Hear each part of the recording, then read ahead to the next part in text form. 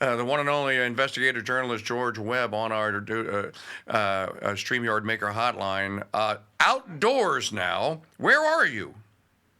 I'm on the border. That tree is Ohio, and I'm in Michigan. This chair is in Michigan. Now, you have to tell our listeners and viewers before we get started here. Who is knocking your bandwidth down? Elon?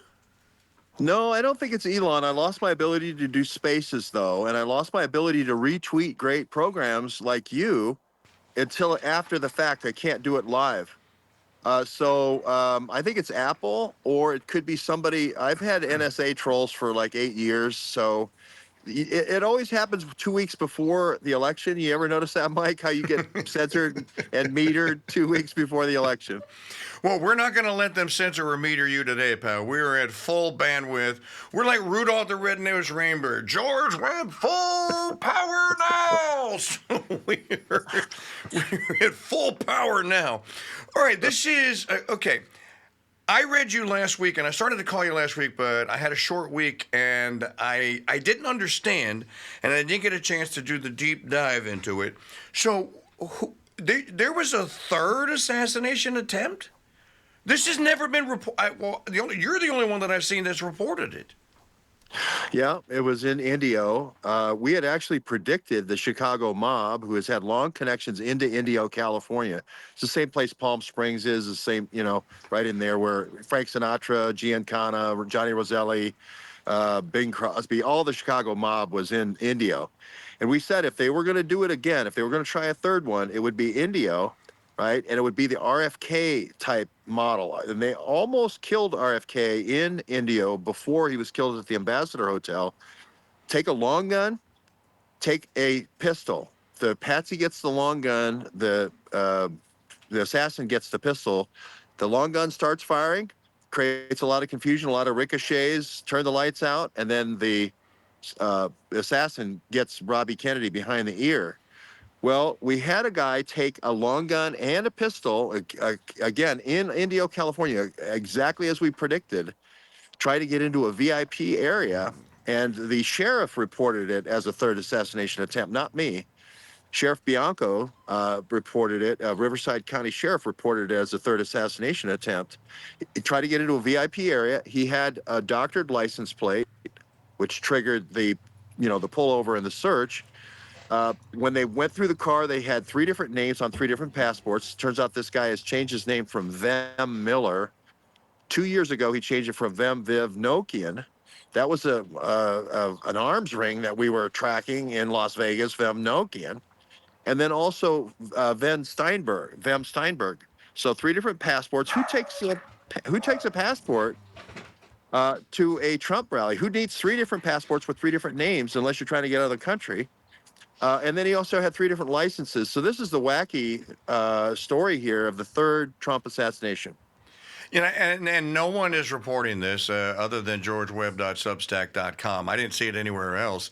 And then, of course, I saw the AI-generated images, and I'm just wondering, now, is this one of the known parties? Did we know about this guy? This wasn't an Iranian.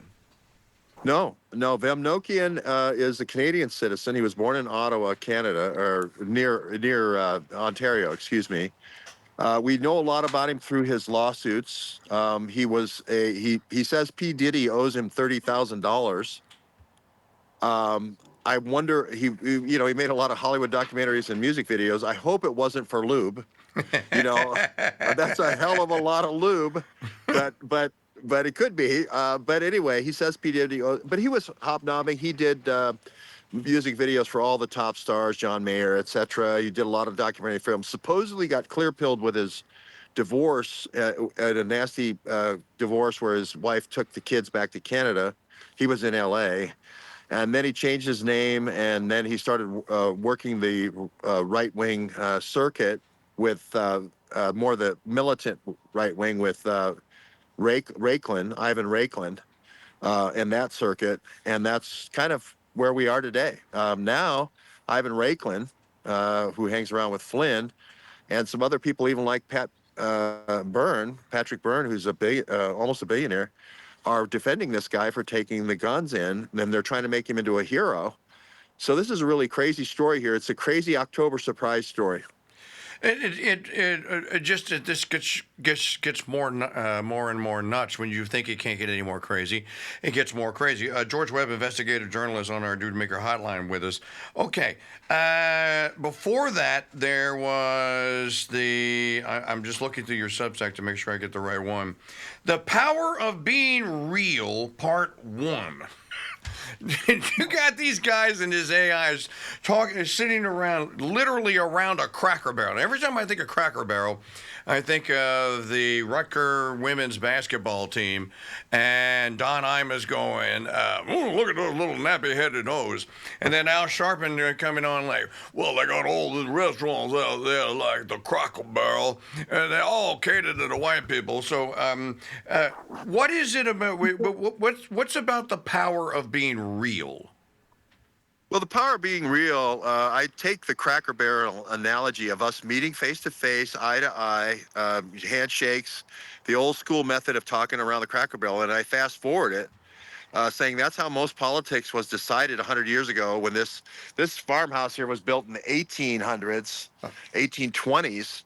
But back in the day, that's how politics was decided. It was mostly white men, as you mentioned. But it's changed quite a bit. It's changed. Women are at the table now. People of color are at the table. And we've tried to make sort of a multicultural, not a multicultural in the political sense, but a multi-cafe au lait cafe where people can come, people of all colors and people of all genders, except if you're gender confused, you can't come in. You got to declare it up front. We're not letting you in the bathroom one way or the other. You can't change your mind once you're in the building. Yeah. So we're a Cracker Barrel in a way. We're a multi-color Cracker Barrel, like you say. Today's the National Day of Color. You see the fall colors behind me. You can come in. We had the only children that have ever been in the building are two African princes, two African princesses, and two African queens. So, I mean, we're fully multicultural. And it's a place where people can come at our neighborhood news clubhouse where people can talk about politics and talk about what's important to them. So this is a continuation of the kind of the journalism school that you and I talked about last week. Yep. It's we got all the stuff out of storage. We bought a house in Toledo that we're going to be doing holistic health and wellness for our internship program for neighborhood news interns and neighborhood news scholars.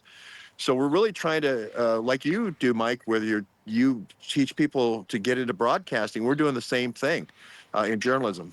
Okay, so I want to focus in on the Cracker Barrel angle. It doesn't have to be a Cracker Barrel about the retail politicking. On Sunday, I think we saw the greatest retail politicking event in my adult lifetime.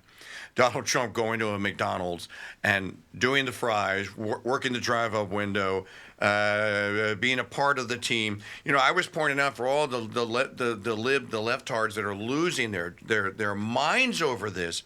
Trump took orders from a 20-year-old. That kid told him, no, put it in that basket there with the fries. And then when he went to go pick the second basket up, the young man said, no, 2 hands, Mr. President. And so Trump is taking orders, and they're calling him an arrogant billionaire.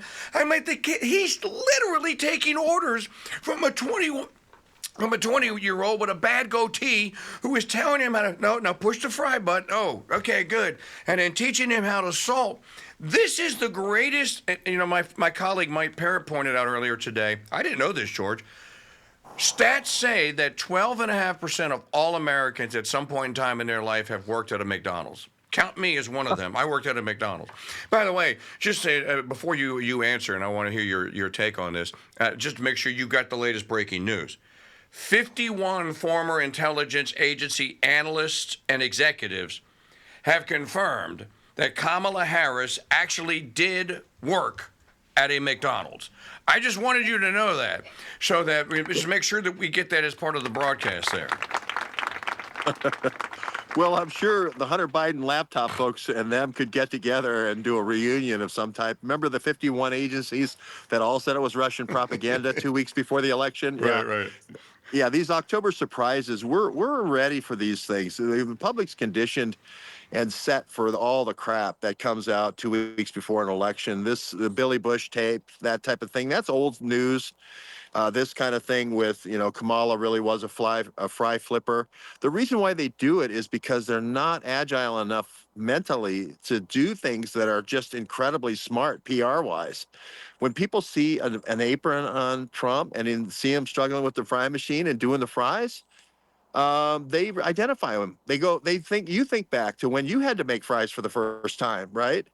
And that punches through the rhetoric, which is he's a billionaire and he's aloof if you spend any time around going to the Trump hotels or Mar-a-Lago like I have hundreds of times, you hear this same story over and over.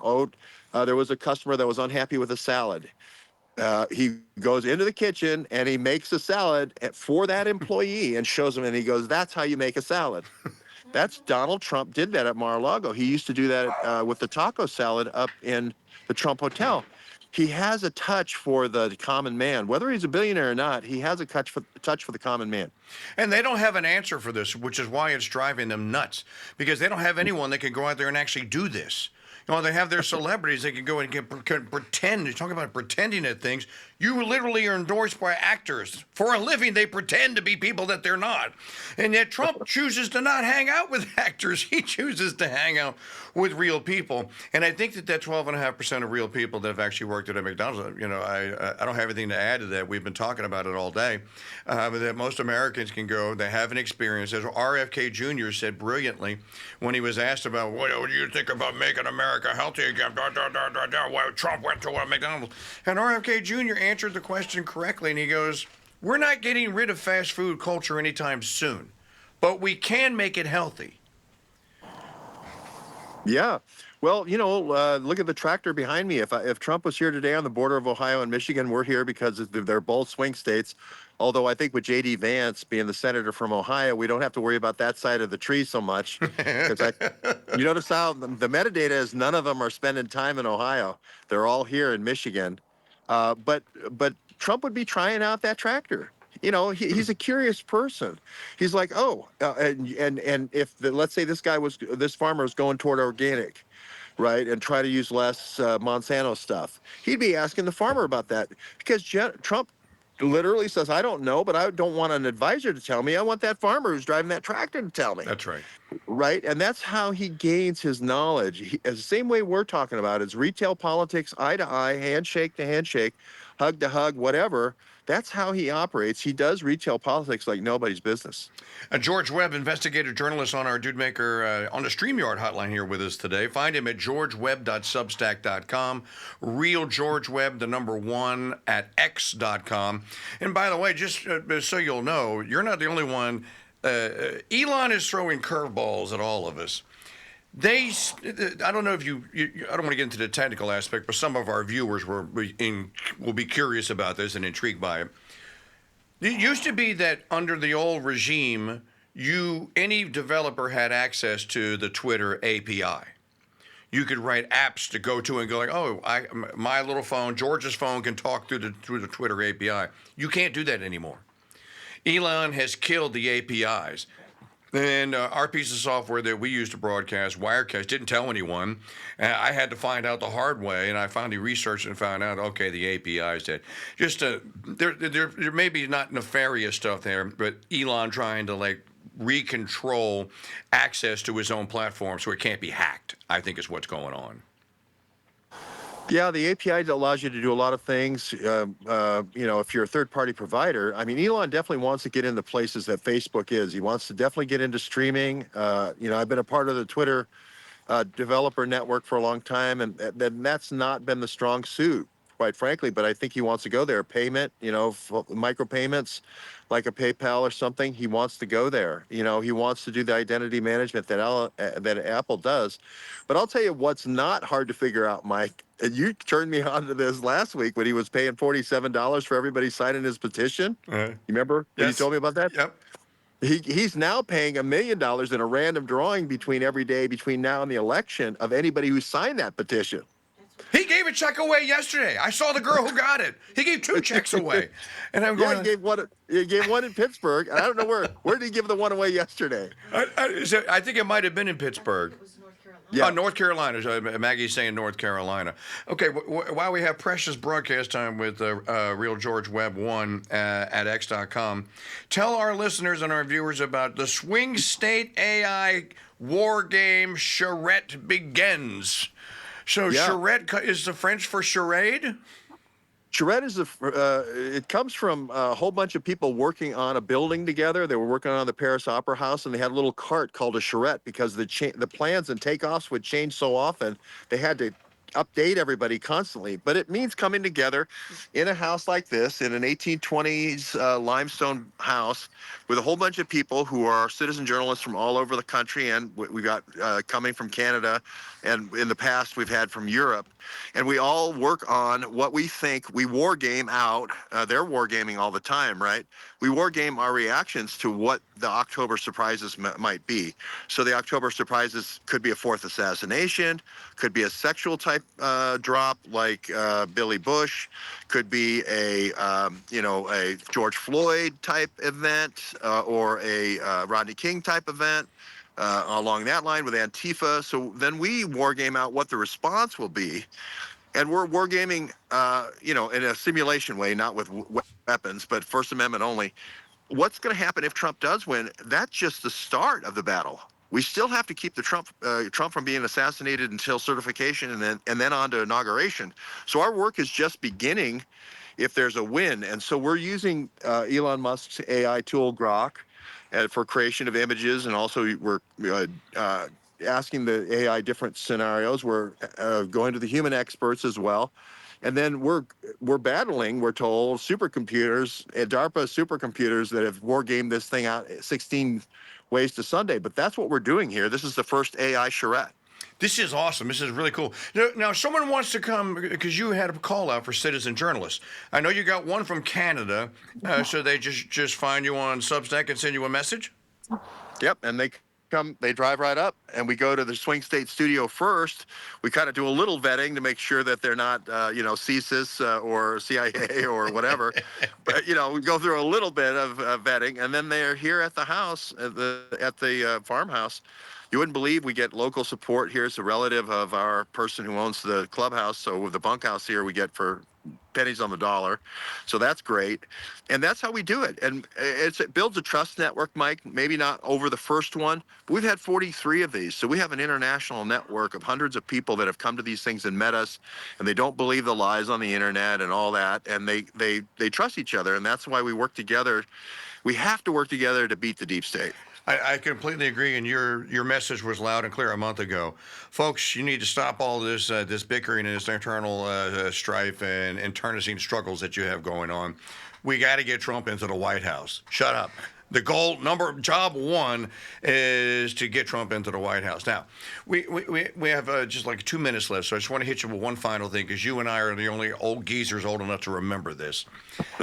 I'm looking at these polls, and I'm looking at what is actually going on the ground, and I'm going like, no way. This woman has never gotten above 1% in any poll that's ever been taken. So I've taken to calling her, in the 1978 movie Halloween, John Carpenter and Gail Ann Hurd did not give Michael Myers a name in the script. They called him the Shape.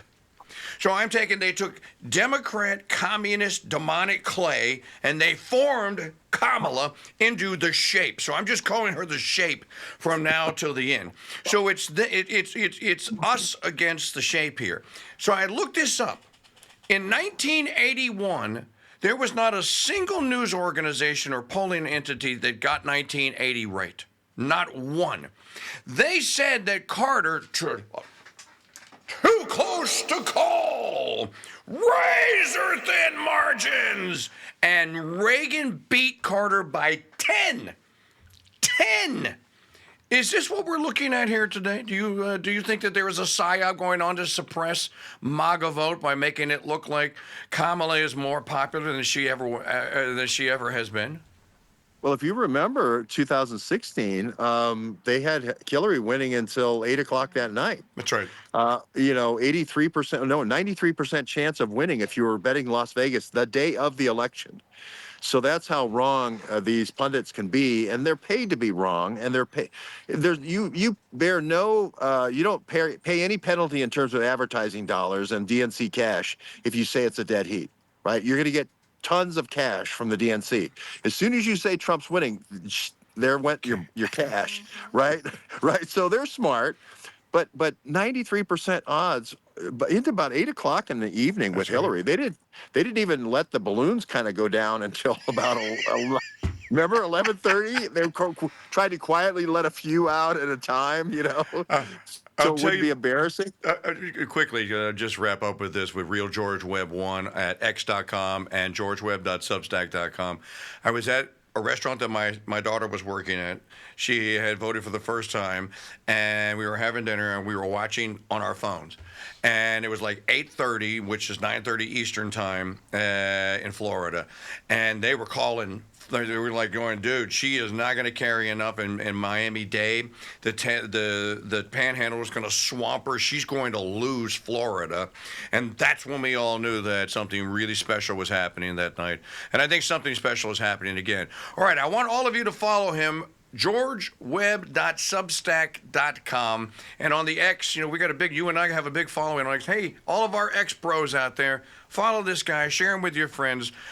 Real George Webb #1 at x.com. All right, we got 2 weeks to go. We'll look forward to seeing you next week. Hey, tall guy, head down. Stay alive. All right. Great advice, Mike. Great advice. Thank you. Okay, as always. God bless. All right, God bless you. Always so great to get George on the Jude Maker Hotline.